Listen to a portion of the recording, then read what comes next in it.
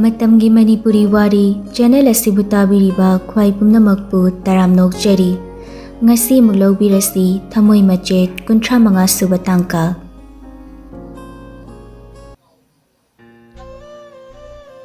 Danabir nokmi sofa da famlaga file khara puthoktuna yengli matam kayam hojin khrabano haiba khangaude Christy thongjinda makokto fatit silaklaga Dada, pabung na makada kumlo haye. Danabiri khangkhangna fat yenglai Christy makuna ingit tawramlaga makada kumkhre file singdu loishilamlaga masu makada kumlakle mapagi manakta masu changsinduna fami Pabung aibu kabubu kari lerage wa ama khanasi haibagini luhongbagidi athubada hongnaba na hainare adubu luri base imaudu college ka ba haure hairine chathok chasin tawbasina kamdauba Pabung lapanina farak tarak to male aduna swagi anakpada admission ta hobuna faroidra adu suchumi adubu imauda hana hangkho karigumba imauna ada tamba pamba oirabadi ada dum kajasanu thindok thinjin tawba tari dana dugidi hoi Pabung ai hangna khige Christy makutatri ama pairaduna kitchen dagi tholaklaga cha thakpisi do panthawa pokpa mapada cha kaptulan sili dhanabirna tawrisi yongko asibu doctor tamdori ni nungai bide nangna layeng doiba patient to adugi khanbada dhanajit nokmi cha du thaklaga cha tombia hai su hai bani nangbu khitadi ing tapatamuda Pabo matang gi haiduni Mabung da paisilam laga kitchen da changki dhanajitna tawrisi yongko mase adubunga nachalgi maka tambasi sida selection phanglaga na fare phangdragana chahi mangdoi saru mapal da tharasi hoi Pabung adumain tawrase exam di nungai ki haibani ketuki mapal lomdagi changlai moi Pabung hanbirak ledana chak chaba yakidro tawbi dubo nangna kadomda mung chatluriba ngahak leraga chaba haiduni asi haina chade thai ketukina imauna inna bahaidana wangkhai pi singluri bani cheksina sabina bahaidana bazar dagi leibdo yai haibabu aina wakhase kai halumdaba phare kuthido hayeng yengluna ba tawro ta da hairam labne adubungo malem dubu kamdorage ne hoi moi Pabung ai chagi singam to loishin ba yawrugige kitchen lom da changkhre Pabung kaisu thoidok ba tawdre asomgi farm house do ina puthakre aisu Pabung da haiba kawre thabak mayam sida khongdu kitang chatpada nungaite hairi onthokpada sa haiduni tawrise thabak na kamdawriba hainaraba natrane Pabung kaisu haina da ba tawdeda thabak adum yari Monday income hanadagi khara khajik profit leire aduga Pabung coaching center do khara fajana yengsinba pame kaisu kaide yengsilu ichana fani haibado adum to chekondi chatpa ngamdre haine thoibana hoi Pabung ngasi di ngahak yeruna ba haina bane phare nangsu thabak chatpa thengkini loisina ba tawjaro hoi Pabung phamlambadagi hogat kirina mathakda kakhre somdana nirlima ipompom laga dining chair da family chawbana ichan kaidoragi haibani nangbo Inama ay matam khara leikige ba Aikhoina leheningdaba natini nangbo ngarangi numita danabir laklamdaba thoklo kari oini nang adugi khanbada aidi ahingamta tumdi Nirlima tumina laikre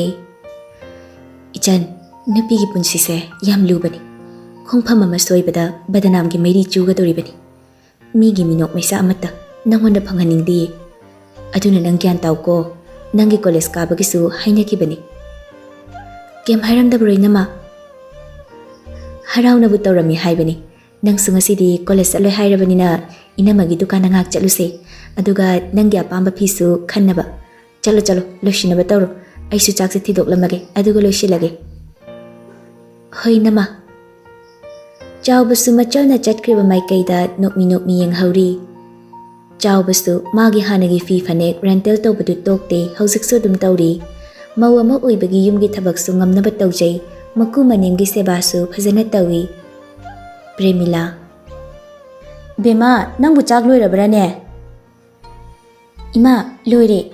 Ai sungasidi kharangana dukan da chatke tawbani, phi piba mi lakani haire. Phare, ima loishinbirage chak to. Nang loishinjaruro, chalo. Ado achaubadi ude kadom laikhra. Ima yarani ai sum tawrage.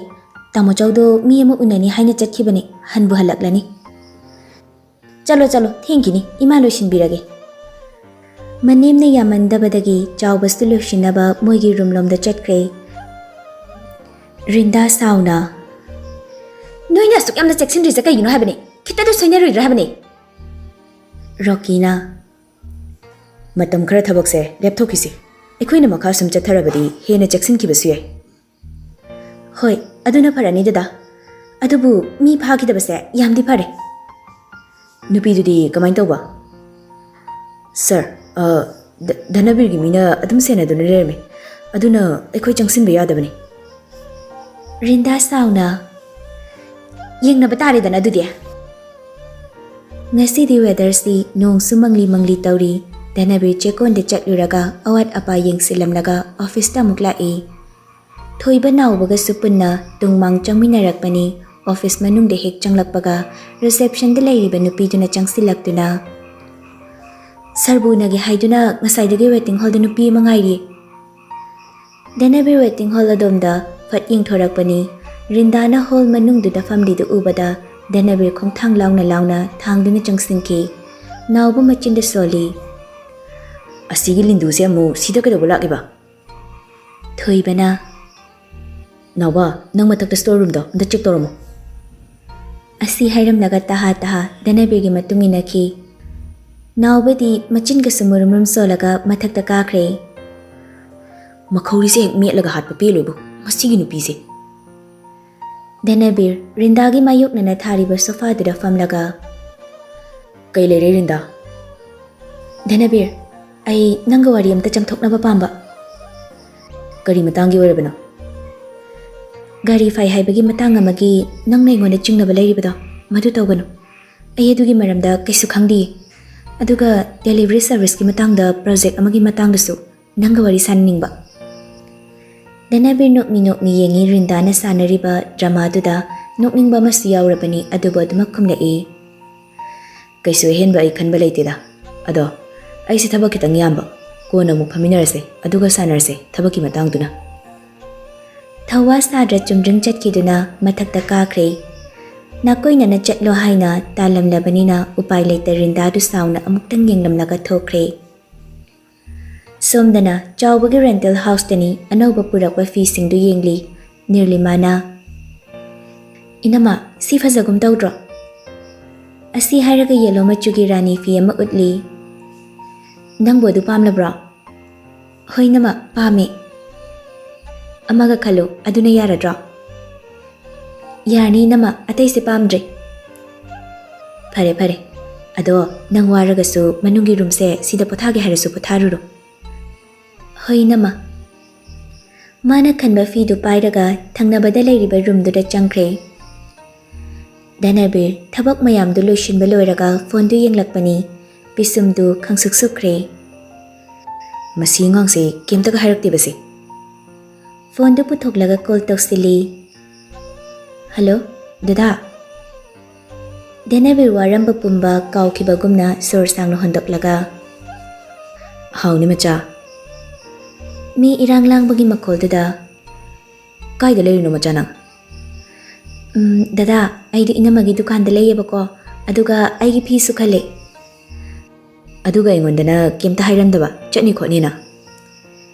Ay nga say sauri do kang drop. Kahaw ini. Ay gi macha saw ki mani. Saw ba paro. Ay gi macha picture nung sibi. Ado dada, ay horin yumiyo baga hayrake. Yabra. Hoy, phajana layro. Dada su hanaba tawrage. Hoy dada, phajana halo. Thamlage ko adudi. Asti hairaga call do kakre.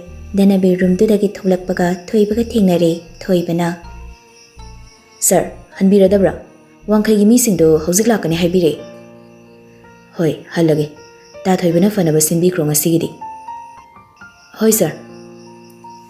Dhanabir office building dudagi thoklakle aduga gari da karakle. Nawbana gari da thauduna thokre. Ngasidi atopa gari amatte yaukide. Matamgi numitni Premila amadi Ketuki Memcha makoi ahum punna kuthi yengfamda leiri. Kuthi yengnaba ahaldu thoklakle aduga thariba faktuda famlaga kuthidu puthoklaga yengba hokre. Ngahak yenglaba matungda ahalleduna Angang ani se onthongna chanakreda. Adubu ibungo nupa macha se mapok mai khara kali. Nupi macha sidi Lakhmi jeline. Mana leiru ba mafamda afaba ngakta oyu pirine. Ketukina Khura imau se moigi lai taba mi taba haibado kari tagi yengbiyu ba. Ahal dung hak yenglaga mi tai ni nupi side. Aduga nupa macha sina lai tai. Kaisu kaide yam phare. Adubu nupa macha sigi khanghaudana apaiba dasa amadi laktori ko asok apan leidori. Thawai panba ama mangu haiba pirine. Nupi ahum du pakhatli adubu tapna Premilana. Khura kari aza puja tawraga kokthok chamthokpa yaba leige haibado amukta yengbiyu ba. Leile kaisu wagano dugidi. Nupi macha sina magidi ukal loire. Kaisu waningai oide. Khara cheksilaga lore. Ketukina mu Luhongbagi afaba matamdi khura amukta phajana yengbiyu ba. Luhongbagi afaba matamsi kalenda amadi piri. Adubu nupa macha si ahal loibanina kalenda hongbadi phatte.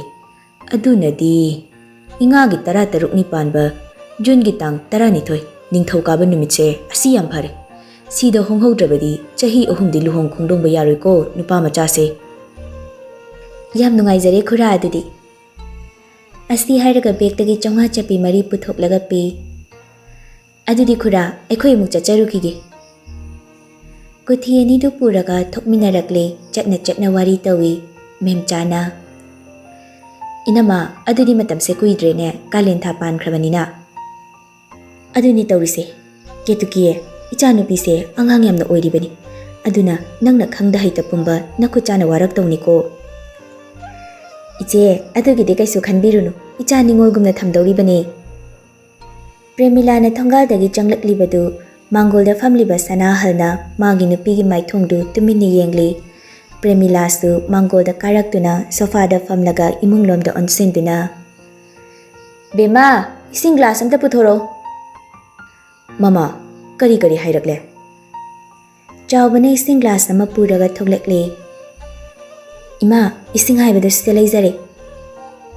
Premila ising du lauraga thai aduga glass du mamauda mukpi. Moi baba ingagi 13 panbada tare. Asida hongdragadi ibungogi oina chahi ahum luhong khongdongba tawba yaroi hairi. Bema calendar domda puthorone. Chawba imungda changkhiduna calendar du puthoklaga pi.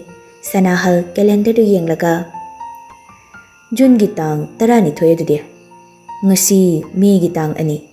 Kuidrene matamse tha ama khra leiribra. Chawbana Baba adudi matamse kuidre. Pochai kai leiba hoba yare. Yai medusu pause amukta pikhinaba tawko. Phare mama nangsu ngak patharo. Ai asai phudang chalukigi. Phamlambadagi tapna haugattuna thongalomda chumdring thokre. Memchaga Ketukigasu yum yorakle. Garidagi kumthaduna punna changminarakle. Mangolda Dhanajit famduna leirami.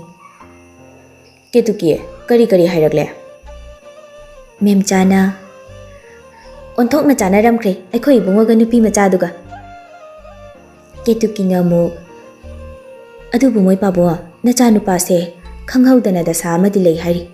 Adubu imongna ukal oini hairi ne. Lakhmi cheli so hai. Onthokna nungai jare aidi. Haido wana haidi nabani na tawriba wa koi sudana leire ne. Moi pabungi nangda bido tawrakla nukhi. Ingagi 13 panba June tang 12 Ningthau kaba numita hairakle luhongbagi matamse. Kuishilaktrene adudi tha ama khradi leiriba mali. Kari kamdauba haibado bungoga ai wari mukta saruge. Ngangnana imungda changkhre memchana. Inama aidi kaya pakhatlure hanbada adugadi haujikti pakhatpado amatta hek leitre. Aina kaisu tawroi haidra law imungda changsi cha hauba masu thaktoksi. Noma hokibana Christy su NEET exam pass tawduna RIMSta medical tambagi laikre aduga Danabir Nirlima anigi luhongbasu kuishilaktre. Danabir na luhongdringai amukta unasi haimanbadagi anidu unari. Ningthaukhong project ki lambiduda Nirlima pomli lepli. Macha pairanuba dadana du fazana hairisidasu nang dadabu thajadabairo Thajai aduisu thabak puladi amuk kesilakladi kamai tawdiba ide nang ma kizabra haise kizadina aduni mana kesilakpada masamda hekta foidatno nangna asingkira hoi me natradi aise mana faakhradi kamai tawne aigisu aigi nupi sathi bi melai haibado takhobuna faroidro Nirlima makokti fatfat nomi adu macha imana fi amta sulegi yade haina warona haye inamagi rental dagi aina pambaloina khale latest yani aduine dada adu imana haijingi fi dumadi imana pirakani haibani adumadi nangna inbiyu ko imagi mabukning nungai janaba hoi ado halase dada imana luhongdoba kuidrabani chathogu phati haye dada susidagidi chathopiranu aigi thabak mayam sidi kamai tawba aina chatrade adugibu nawbada koktalo ado chalaseba hoi hallase kari lebiramuge nangna chanaba chocolate lebiyo harau wari ngahak sanaraba tungda anidu gari thoduna lakle departmental store amagi mamangda khamlaga achapot khara chocolate khara ga leiraga thoglakle Nirlima nokmi Danabirgi khudangda haifit kolaga gari du lanthorei gari manak yaubaga Danabirna gari gi thongdu hangduna nupi du buka hali aduga masu driver side ta laktuna gari da kakre mafam du dagi gari du thodukloga chatkre Nanau bazar dagi pot ama leiruraga thoglakpani chatkriba ani du ubada nungaitana yengduna lehawi Nirlima gi minok tu maga loinaringai matamda amukta ukhidri Maka lamba, maithong, apenba minok mayam si urubada mathanta pendana taksi sonjay. Ay mukbang base leiram kidra. Khongnang makhongda gari du khamli Nirlima Danabirda onsilaga. Dada, ay mo changkrage ko. Macha, ngai ko. Masado fat leithokiduna maningi setta yauriba beg machadu lamlaga pi. Kaino dada sibo? Taha hangdoke tawi yum yoroga yengruro asi hairaga mi haifet yengi kanasu chatlamde lambidu Nirlima bu mangolom do onsilhali aduga changsninduna nungsina laibakta machulna thengi aduga handorakle Nirlima nokmi ai changba yaradro hoi chango Nirlima gari gi thongdo hanglaga kumthakre aduga chatkre Nupiduna leirak machil yaukiba phawba ngaiduna lei hek yaukibaga masu gari du thoduna chatkre Nirlima yumda changlai chawbana sumang wai taiduna leirami Ichan halaklabra Hoi nama Taha imungda changki Kaidawrazano ne sina asam taha risibo Nirlima magi famungda famlaga dress ka hongdabi bag ta yauribadu karino khangningba henmanbagi hangduklaga yengi fazana pek tawraga yauriba pottu ubada khangningbana langtaknaba henmanbana prap hanglaga yengi pink color ge invitation thaba card oirami amata paikhatlaga mamon tawni yengi invitation punsi lepul save the date 12 June Monday 2024 Nirlima Thokjong Woods Maibam Danabir Khuman